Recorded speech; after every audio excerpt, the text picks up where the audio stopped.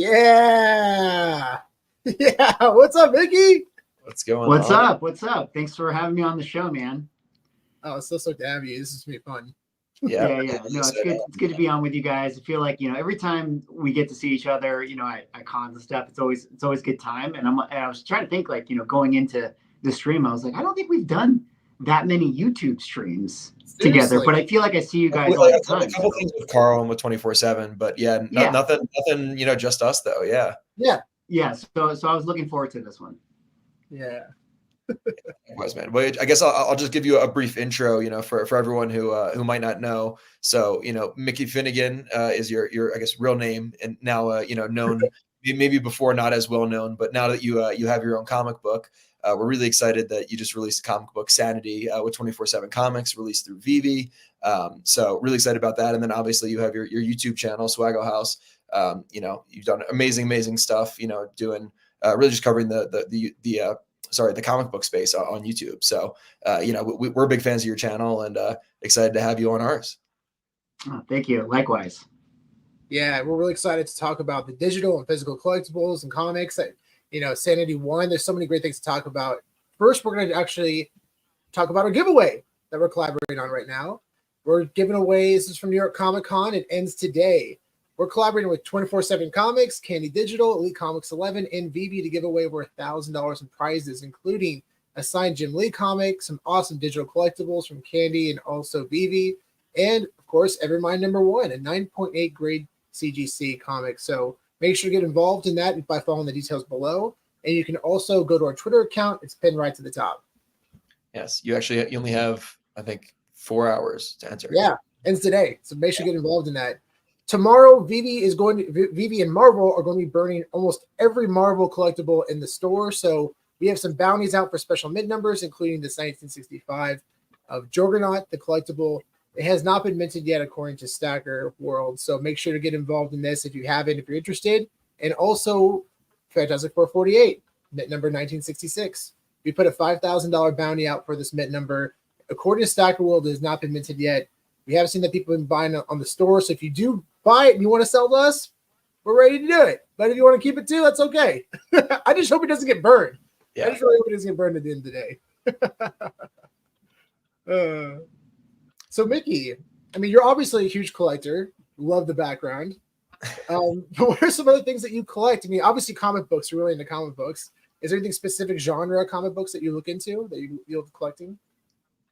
Yeah, I think, for those who are like familiar with my YouTube channel, like I collect a lot of back issue stuff, like Silver Age and Bronze Age and things like that, and a little bit of Golden Age from time to time. So that's kind of mostly what I'm interested in and most of what my content is about. But, outside of my, YouTube channel for my own personal collection, I still, collect modern stuff, and I read a lot of like modern comic books that are going on because, I just want to keep tabs on what's going on in the stories and stuff. And then, outside of comic books, I have like little things, like a little bit of trading card stuff, but not too much. And you guys probably know the pain. It's like once you dive into one lane, if you go elsewhere, you're really just taking your budget and just putting it somewhere else.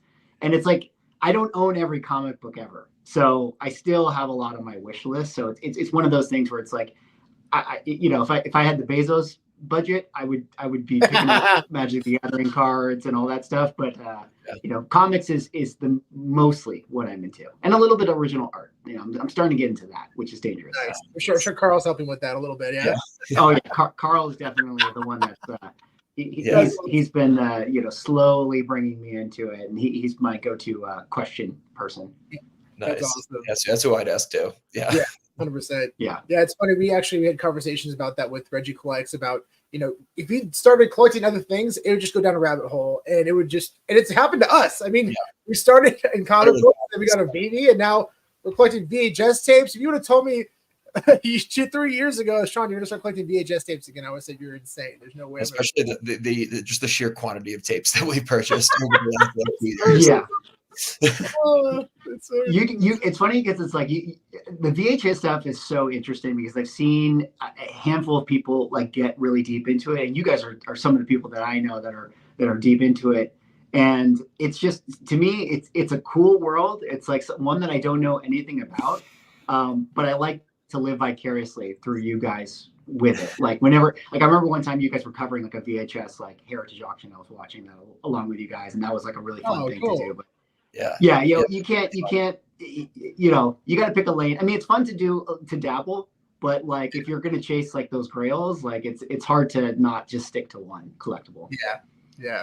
Well, I guess like one of the reasons I like the VHS and kind of like sealed media market is like comic books. It feels like a lot of the grails are out of reach, whereas like some of like the real grails and like VHS are still like somewhat accessible. Like you can find these things, you know, still pretty easily, like in, you know, thrift stores or, you know, storage units that have just been tucked away, or you know, or just find really good deals on eBay. So you know, it feels like you at least to me feels kind of like we're getting in somewhat on the ground floor of something. So it's an exciting market to be a part of for sure. Yeah. And it's fun to see the crossover too. When you assess like modern comics, you'll see 7, 8 prints, you know, like something that's killing the children has 8 print runs of the first issue. Yeah. Very similar to VHS. You know, there's different print runs, and you got to really know what you're looking for, especially in the 80s, to know what you're buying into. But yeah, we can go down this conversation all day. Yeah. I'd love to talk about your content channel, your quality, and just your expertise and your logic and reasoning. I just really appreciate your content so much. Why did you originally start your content channel? I'm very curious.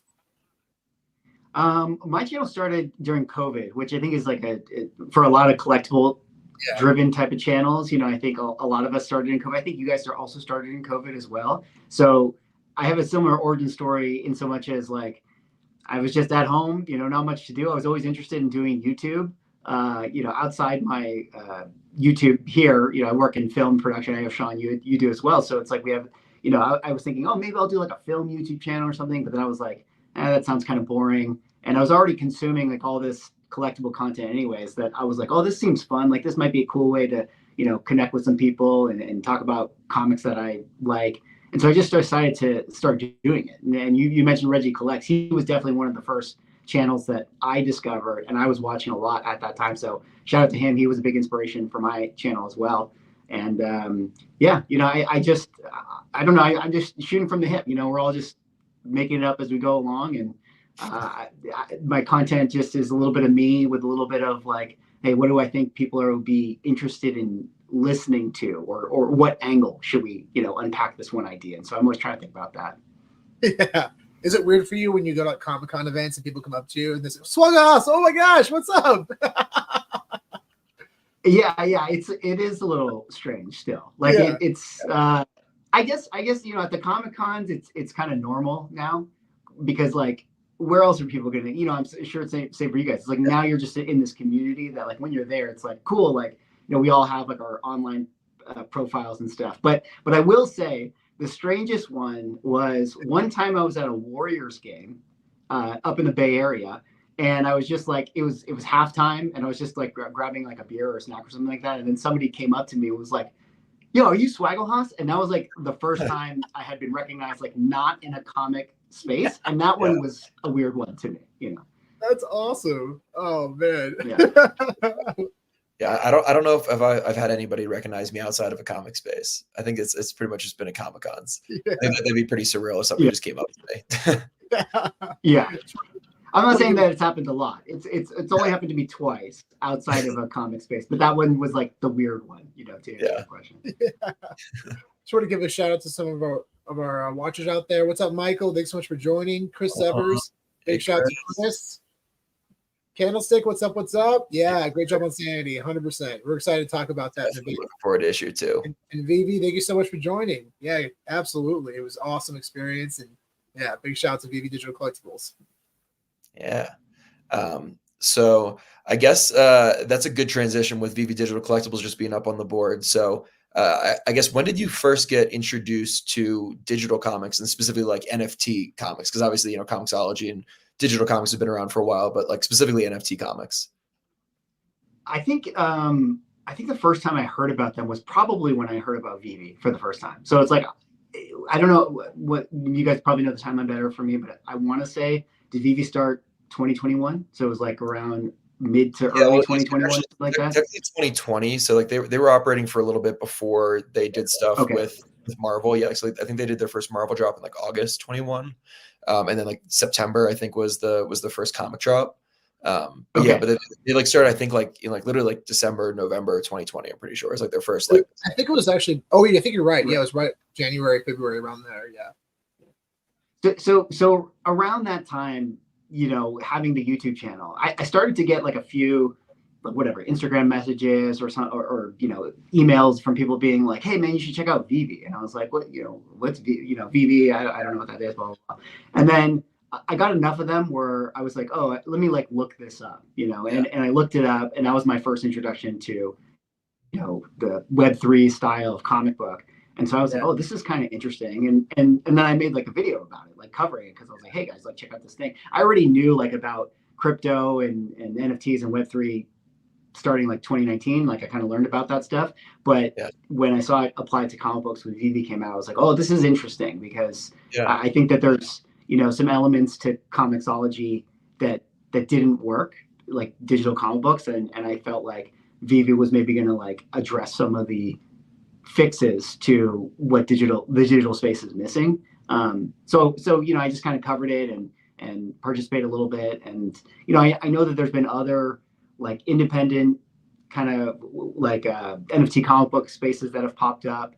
And you know, we talked about like the other companies like Batman Cows and stuff. So it's kind of been in the space, and I just, that was the first time I heard about it. But then I've kind of like just kept my eye on what's going on in the space since.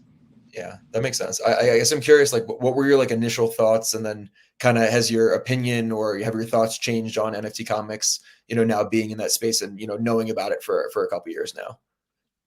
So I'm somebody who like is a little more like open-minded to like all this like Web3 stuff, and the reason I frame it like that is like people don't know, when people watch my channel, you know, and everyone is more like vintage collecting, you know, physical, that sort of thing. There's definitely like a big portion of people that are like allergic to the space, like no doubt about it. But I'm somebody who's like more like into it, and open-minded about it. And so I think for me, it's like just trying to unpack like, okay, well, why didn't comicsology work, or like what about digital comics hasn't like caught on? And I think like to me, it was just elements of collectability or lacking of collectability, and like I think that that's still like a big part of what makes comic books fun. And so what I saw with this stuff is it was like, okay, adding that collectability back into it is going to make this, I think, like it's going to fill a gap where it was kind of lacking in the comicsology space. So I was pretty excited about it, and I was pretty open-minded about like what it could be. And I don't know if your question was how I feel about it now, but I definitely, I've only been reinforced with how I feel about it over time, because to me, it's like the collectability already made sense to me. But I think what I've also learned over time and you know, learning more about the space is like, I feel like the Web3 space can really help a lot of independent creators in ways that they don't understand yet. I think that there's been a lot of conversation, like especially in like the Twitter world and with comic writers and artists, that, you know, when people were kind of turning on NFTs, people were kind of saying like, oh, like, you know, this is just kind of like a joke, or it doesn't make sense or whatever, or it's a scam.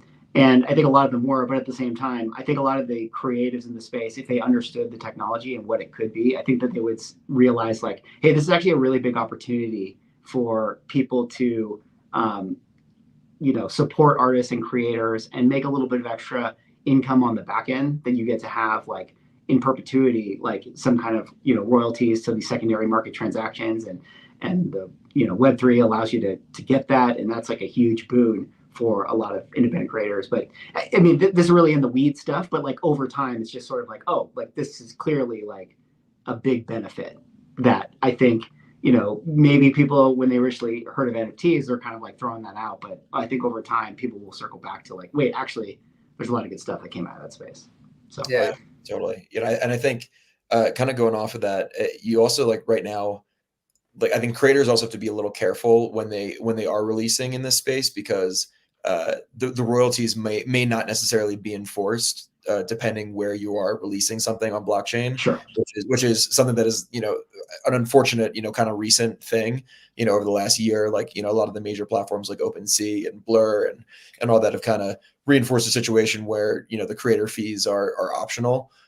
So, hopefully, people are going to contribute and want to support you. But when that option is there to save money, a lot of people are going to do that. So, I think it is important to know that there are platforms like VeVe who are supporting, creators like you, and you do have a system where those royalties actually can be enforced, on a long-term basis. Yeah.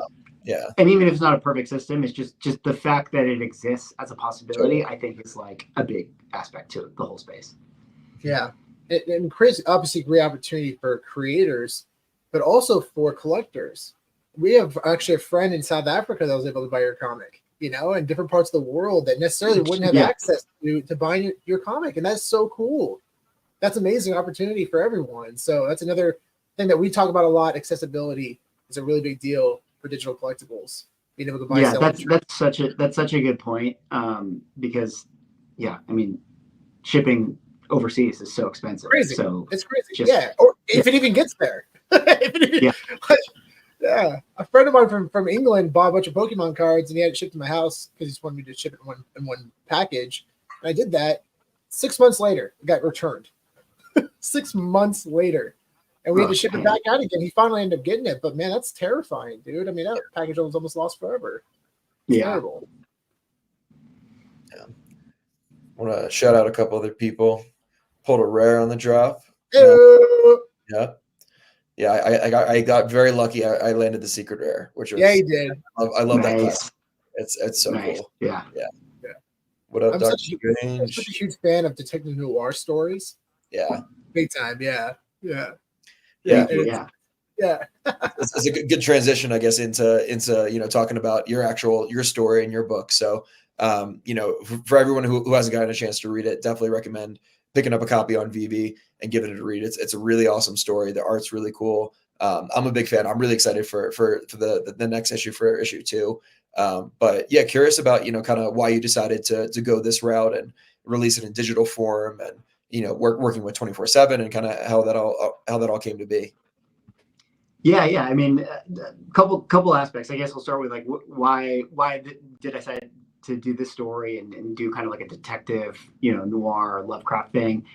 Really, it's because, like I said on my channel, I cover a lot of vintage comic books, and so a lot of comic books where they started. If you think of like DC comic books, like the logo DC, or the acronym stands for Detective Comic Books. That's where it all kind of started. So comic books has this like really, really deep foothold within the pulp adventure hard-boiled detective space. So I kind of wanted to just dive into that and do something that I thought the people who watch my channel it'd be an aesthetic that they would appreciate and they kind of would like this.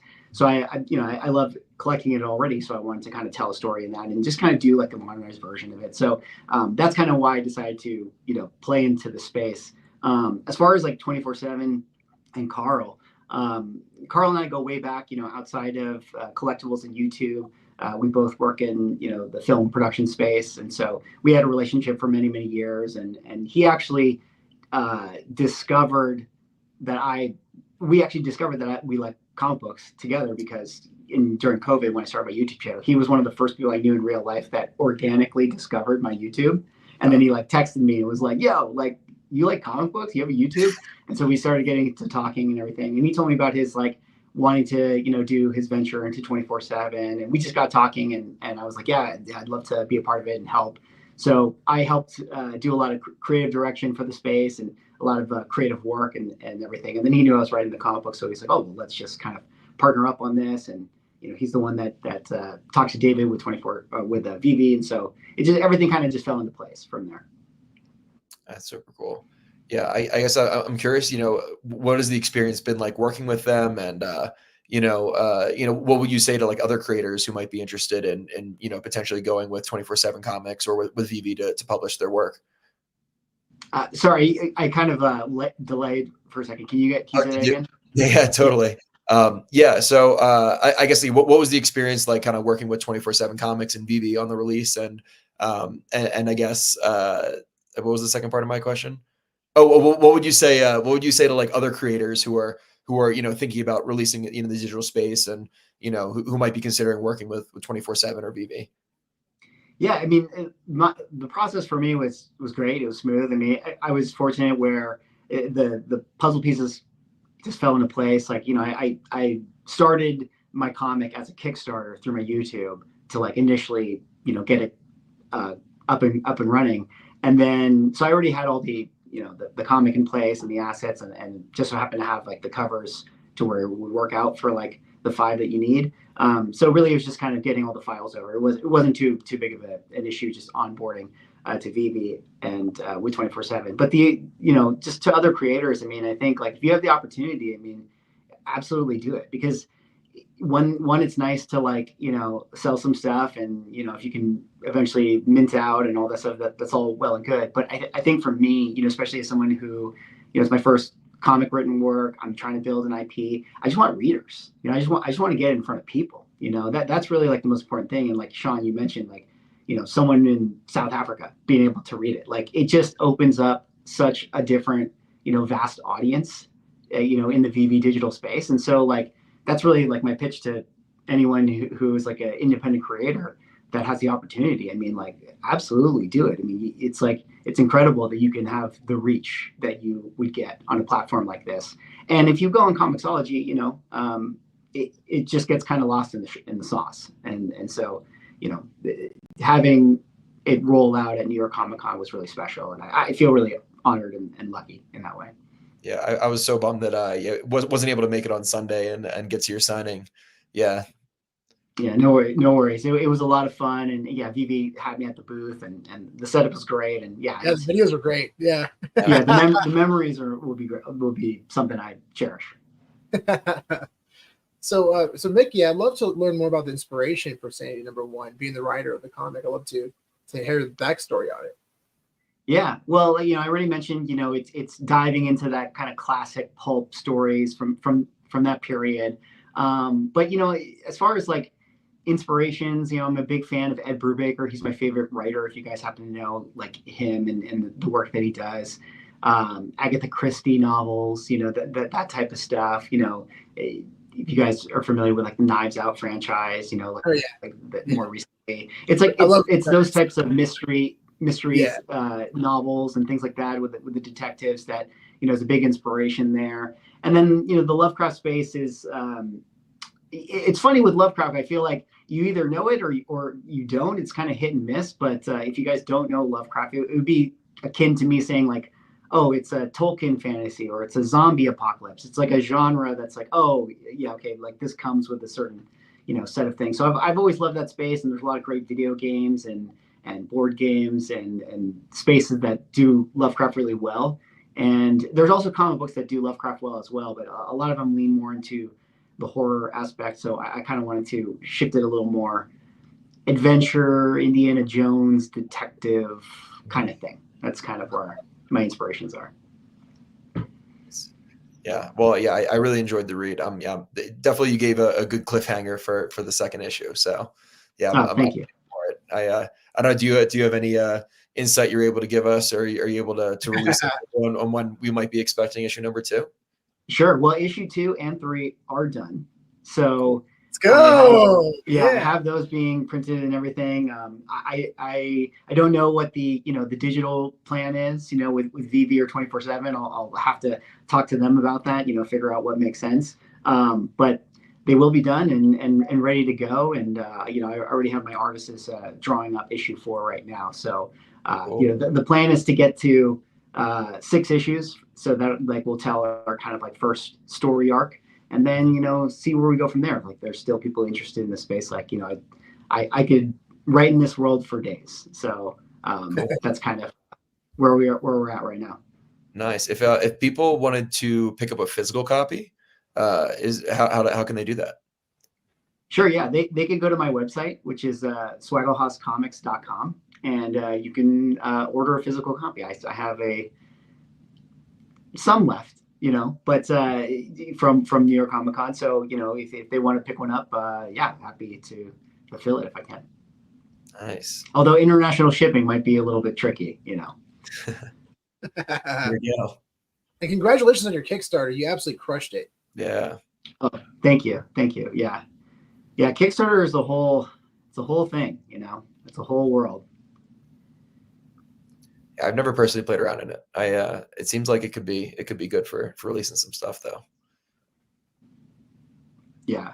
It's a lot of work. It's a very draining, exhausting. But Yeah. it's it's definitely the model, and a lot of the 24/7 comics have gone through it as well. Yeah, they've had a ton of successful releases there. Yeah. As everyone can see, the most of the variants are sold out. So if you want to find those, you probably have to go on eBay potentially to find them. But yeah. That's kind of an interesting thing too, is seeing my own comics go on eBay and stuff and actually sell, which is like, it's actually like, it's kind of great. Like I'm actually, like I love seeing that. You're gonna start seeing some graded ones pop up soon. Yeah. Yeah, I think there's a couple. I don't know. I'm trying to think if all of the variants have been graded. I think a couple of them have, so some people have sent me pictures like, hey, I got mine graded and stuff. Love it. Yeah, we're excited to see this pop up. That's gonna be great. Yeah. I want to bring up a comment from Chris Severs here. So Chris, Market Smart, he writes a lot for the Go Collect blog and talks a lot about digital collectibles and kind of the crossover between the two worlds, digital and physical. Right. But yeah, he recently wrote this article about Marvel Comics #1, and there's a lot of people in VeVe who were maybe not super into comics before and weren't necessarily familiar with Marvel Comics 1 and kind of the prestige that it has and all that. So I'm kind of curious, with your channel, because you covered more that age of the comics anyway, your fan base, were they a little bit more, informed about Marvel Comics 1 and, its significance, do you feel like? Yeah, I think those people for sure are, they're versed in that space. And this is actually one of the things that I think I've learned mostly from you guys, like, in watching your channel and whenever we have conversations, like hearing you tell me stories about like, oh, all these people who started with VeVe and it was like their first comic books and now they're collecting physical. Like that was something that I didn't even realize that would have been the case. I thought what it would have been like when VeVe started out was like, okay, whatever subset of the current comic collecting audience that's more, into the digital space will, port over to this. But I didn't expect that there'd be new people that came in, and then they would go backwards to physical. And that to me is like, well, like Chris is saying, like, I mean, that's huge, just onboarding people into comics in general. And then also like teaching them about the history of it, because, one of the things I think that Marvel and DC do maybe like not the best job at, this is probably my biggest criticism of them, is not constantly like upholding comic book history, because you always got to like re-educate like the next generation, the young audience, and talk about like, yeah, Marvel Comics 1, what is it, like, when did it start, here's the year. Like if you guys are familiar with like sports or other industries that have like revolving doors of talent, it's like sports is constantly like, hey, on this day, Jackie Robinson, on this day, Babe Ruth, like, hey, this is the home run record, and they constantly let people know. So like the young kid who's wants to pick up the trading card knows like, oh, this is like the Barry Bonds trading card, so they learn about this stuff. So I think that stuff is really important. And, if VeVe has to be the platform to teach it because Marvel and DC won't do it directly, like, I mean, I think that's great. Yeah. Yeah, it was really interesting because I talked to a few comic collectors and they were very curious why people were so obsessed with Marvel Comics #1. Because Marvel Comics 1 has a lot of historical value, but in terms of pop culture, probably maybe not so much. But yeah, because of it being the first NFT comic by Marvel being dropped in the app, that was a really big deal for a lot of collectors, and it's brought a lot of pop culture value now to the comic, which is really cool to see. Yeah, it's a very fitting choice, that they made it the first one. So that was cool for sure. Yeah. Thanks, Chris, for your jumping in there. Chris Strange, he's got a big shout out for you. Oh yeah, Dr. Strange. It was great meeting him at New York. Yeah, he's awesome. and he's probably the best rapper on VeVe, sure. Like he did a good performance. Yeah, Yeah, he crushed it. Him and Emoji, they crushed it. He crushed it too. That was, yeah. Both yeah, of them, that was super fun. That was really fun. Yeah. What's going on? Appreciate that. I don't know if I'm pronouncing it right. Ducat Studios. Yeah. Ducat. What's going on, Kryptoni? Thanks for joining us. That's awesome. Just put in fourth copy. 666. That's awesome. Wow. That's 666. That's really cool. That's a good one. 66, Yeah. 111, and 1962. Cool. That's very cool. Oh, that's great. What's up, Clever Jerk? Yeah, buddy. Thanks for joining. What's going on? I thank you for saying that, Kryptoni. We don't say it enough. Please hit the like button if you haven't already. Yeah. Yeah. The algorithm. Press that like button. Yes. Thank you for the reminder, Kryptoni. We always forget to say it. I always forget to say it too. It's definitely appreciated when someone in the chat says it. Oh yeah. Yep. And then Stan the Man, what is going on? Thank you for joining us. Stan always has the best questions, and looks like he's got some for you. Did we dive into the CGC backlash for digital comics? We did not talk about any of that kind of stuff. No. Yeah, so I did a video talking about how they did the collab with the pins, and I thought that was, the comments were interesting on that one. Yeah. Yeah, there's been a lot of talk. We've kind of came up with some ideas in terms of grading digital comic books, but yeah, it's been fun to see people kind of think about different ideas of how to approach it. And I think so there will be something in the future that people could get excited about, but yeah, time will tell. Time will tell. Can I ask you guys about that really quick? Yeah. Let's get into it. So I heard your guys' ideas for them, and I totally get it. And then I also get highlighting the min numbers and stuff. Mm-hmm. My question to you is this: do you think is it because VeVe in theory could just do that themselves? Do you think it's just like the brand of CGC that they would like to collab with because of the name recognition? Because you don't necessarily need them to do it, right? Yeah. I think that's a big part of it. It's like the CGC grading scale is this, level of prestige to it. And they've collaborated in the past. So, I think they would love to be able to get CGC's kind of stamp of approval on it. Right. I will say, I don't know how much sense it makes, just given that I don't know, that they do the physical world, and, it's not really their world. And, I think it'd be a very cool collaboration, but I don't know if it really makes sense. I think it honestly does make more sense for VeVe or something that's community adopted, to be put in place. Right. Kind of like community standards or something like that, where, a bunch of people get together and, people thought that we were trying to impose our will on the community when we launched our grading system, but maybe we should have come out with more of a collaborative approach. I should have made a video about it and just talked about it first, because people were very confused. They didn't understand, and really ultimately it was about putting value on mint numbers and comparing it to the CGC grading scale. So what we're trying to do is just educate people in terms of value on the physical and digital side and kind of bridging it together. But people were worried. I have a secret rare that's really valuable, so I have a really high mint number, so it's not worth anything anymore. No, of course not. And we use comparison for Ultimate Fallout 4. The really rare variant of Ultimate Fallout 4 as an 8.5 is worth more than a 9.8 of the cover A. Mm-hmm. So it's just comparing value in terms of numbers, because ultimately kind of the same idea with physical comic books. When you're really putting value based on a number, which is kind of a beautiful connection in a way. So yeah. Sometimes those I've been guilty of this too, where it's I just make a video and just throw out my opinion, but I don't mean it to be anything more than just, hey, here's a thought, here's an idea. And I get this, people were like, hey, you can't be the arbiter of how this goes down. Yeah. I think, and ultimately what we ended up doing, we had an opportunity to work with Cherry Charts. Brave shout out to Brendan Cherry, and he organized essentially a system where you can create your own digital slabs that promoted your mint number.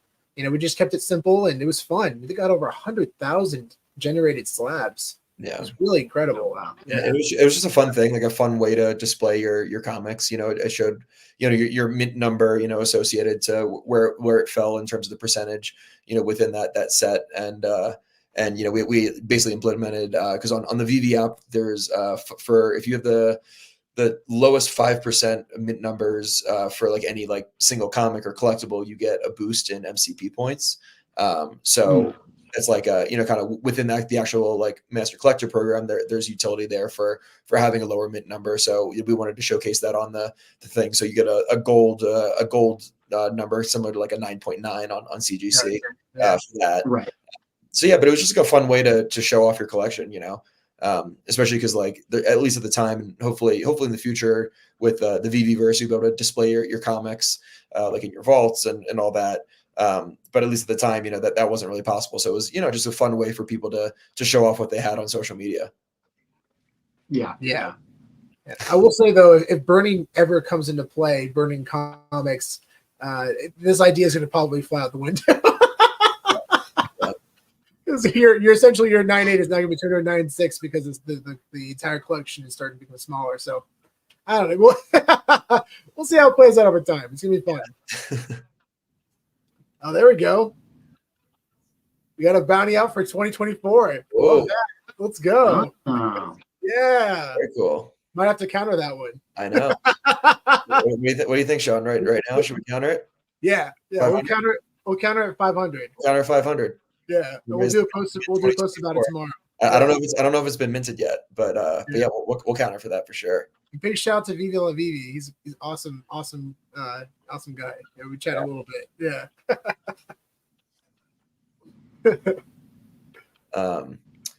But I think we have one other like planned question left, but how just kind of like big picture, how do you think digital comics will fit into kind of like the overall collecting hobby, over the coming years? Obviously it's going to take a while, I think, for digital comics to really like catch on, in a huge way, but kind of curious your thoughts on where you think things are headed. Yeah, I think now as I see it, I view it as like a complementary thing to like the physical space. I think that there's going to be two audiences that go into each side, and then with some kind of crossover in the middle. And I think, like you said, it's a way for a lot of people to participate. It's the accessibility, especially if you're not in the U.S. and like overseas. Like I know that it can be a big deal. So I think that's a big portion of it. I think more people, in the physical space will eventually start to, get on board with it and be interested in it. I think right now too, just readers, like I would guess that most readers are either one, they're reading it trade paperbacks, or they're reading digitally, So there's very few people, I think, and this is just my guess, very few people that are reading like single issue floppies. I think most people who are getting single issue floppies are collecting it. So I think a lot of those types of people might start to slowly go over to the digital space, because it's those types of people that still like the collecting aspect, but then they also kind of want to read it. Like that's kind of like, at least that's like my profile. Like I'm somebody who I like collecting single issues still, but I still want to read it. And so a lot of my reading comes via digital. So I think whatever that archetype is, more and more people will start to go to that space. But they're also kind of two different audiences. But I don't know if you guys feel the same way. Yeah, no, I feel similarly, and also I think just as more young people, get into comics, I think young people inherently are just more digitally focused and are more used to this technology, or will be more open to the technology. So I think as, especially like as younger kids who are growing up with some of these characters that are coming out in like the Marvel and DC films, and that becomes their favorite character, especially when they grow up and actually have money to be able to spend, similar to how it works, with comic books, with kind of like the things that, I guess I'm trying to think of a good example, but like, like Iron Man, for example, like somebody like my age, who grew up with Iron Man and, is now, in his late 20s, maybe early 30s, and finally has money to be able to afford, some of those like key Iron Man comics, that's kind of how the hobby grows. But yeah, I think very similarly, that's probably how things are going to shake out for digital comics too. Yeah, definitely. I think oh, go ahead, Mickey. Sorry. Oh no. Go ahead, Sean. I'll follow. I was totally going to pivot the conversation to something else. So go ahead, please. Oh no, one thing I was going to say too is like, and I think I left this out. I think VeVe, and it was clear to me going to New York, like the one thing that also had been missing from comic books for a long time, I think, is community. I think the LCS used to be that, and I think as LCSs continue to struggle, like it becomes harder for people to find those community circles. So everyone's kind of flocking to online in some ways, and so sometimes like a YouTube channel could be a community, or like your a Facebook group or whatever it is. But I think VeVe kind of has a special place for that, like where you're, I know that they released like their room tour recently, and so as those spaces continue to get built out more and become like more interesting and interactive, like I think that's a big boon. And you talk about like the younger people who like, they're used to like being in lobbies and video games. Like I myself, like I'll play a lot of video games too. So it's like I like having this like, oh, here's my account that has equity in it with like the gear I've got from this raid, and like and I'm socializing with all these people. So I think that's what is cool about VeVe as well. And I think more of that young audience will be looking for that online community component, which I think is missing in the physical space. Totally. Yeah, I definitely agree with that. And I feel like a lot of people, they get into collecting because they like something, but then they stay in it because, the community they create around it and the friends that they can show off the stuff that they find and all that. So definitely resonate with that. I love that you said that too about community and how we become friends. I mean, Mickey, I don't know if I told you this, but I actually went to a wedding 2 years ago. I went to a wedding from somebody that I met in the VeVe community, and it was in the Isle of Wight in England. Oh. And the first time that I met him was in person at his wedding. That's amazing. Is that cool? It was so much fun. Yeah, it was an amazing so cool. time. Yeah. It was quite the adventure. It was so much fun. Yeah, and we're still good friends today. So yeah, big shout to Danny. Yeah, so cool.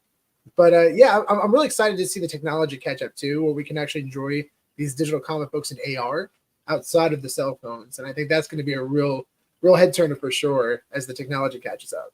Yeah. So VeVe is far ahead of its time for sure. Definitely. This is a funny comment here. Clicking habits evolve over time. I remember a time when those shelves behind Mickey only contained raw books. Yo. Okay, so hold on. Let me defend myself here. I have always been the same. The hobby changed around me. All right, let me quick anecdote for those who don't know. So when I started my channel, which was 2020, it is true that I had mostly, if not all, raw books. And I always had that. But then things, and I wasn't against graded. It was just, to me, it was like, well, why would I pay more for a graded comic book if I can get the raw one that's cheaper, the same price, or cheaper price, but the same book. And then the hobby changed, where like 2021, everything went crazy. And then all of a sudden, like all the raw prices were the same as the graded prices. And so at that point, it was like, well, why wouldn't I just buy the graded one? Because at least I know exactly what I'm getting. And so the hobby changed and my habits changed because of the prices changing. And then now we're kind of in a place where like, prices have kind of normalized, and now you can actually find raws for cheaper than, whatever. So we're kind of back in that space. So I'm defending my stance, Sambo, but you're right. There's more slaps, up there. Well, Mickey, it's been so much fun. Thank you so much for coming on today. It's been an absolute blast. And everyone out there, if you haven't gotten your copy of Sanity #1, make sure to do so on VeVe right now. Got to get a copy. It's awesome. Oh, yeah. Or if you want the physical version, go to Mickey's website. You can go to Mickey's website. Yeah, you can find that in the details down below. Well, thanks again for joining, Mickey. It was so much fun. I can't wait to have you on again. And thank you, everybody, for joining today. And make sure to hit that subscribe button and give us a follow. And if you hit 2024, definitely hit us up. Yeah, 5 for 500. Yeah, for sure. Well, thank you guys, man, for having. Yeah. Well, thanks guys for having me on. I really, really appreciate it. I definitely appreciate what you guys do for the comic space and also into the crypto space. And it's really cool to see that. I've been a big fan of you guys for a long time, like ever since you started your channel. So it's great to be on. And yeah, thanks so much for having me. Thanks, Mickey. We'll do it again soon. Bye, guys. See ya.